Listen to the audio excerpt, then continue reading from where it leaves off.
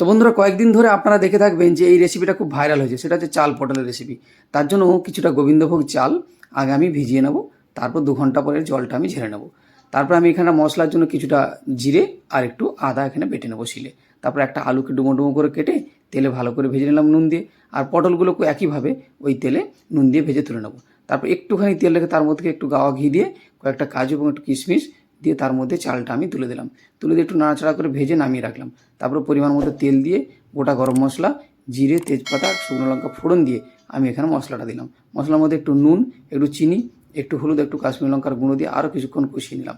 তেল ছেড়ে এলে এর মধ্যে আমি দুটো কাঁচা লঙ্কা দিয়ে তারপরে আর ভাজা আলু পটলগুলো তুলে দিলাম। সেটাকে বেশ কিছুক্ষণ একটু নেড়ে চেড়ে নিয়ে এর মধ্যে আমি ভাজা চালটা দিয়ে দিলাম।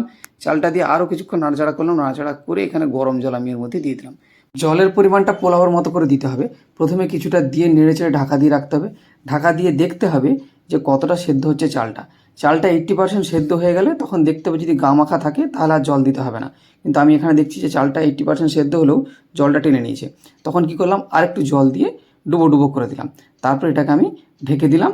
ঢেকে দিয়ে এবং লো আঁচে রাখবো। তারপর যখন দেখবো যে এরম জায়গায় এসে গেছে, তখন চালটাও পুরোপুরি সেদ্ধ হয়ে গেছে, সব কিছু হয়ে গেছে। এখানে একটু ঘি গরম মশলা দিয়ে নামিয়ে নেবো। ব্যাস, গরম গরম পরিবেশন করবো। অসাধারণ সুন্দর খেতে লাগে। ভাতের সঙ্গেও খাওয়া যায়, এমনিও খাওয়া যায়। আর আমাদের ভিডিও ভালো লাগলে শেয়ার করে পাশে থাকবেন এবং কমেন্ট করুন।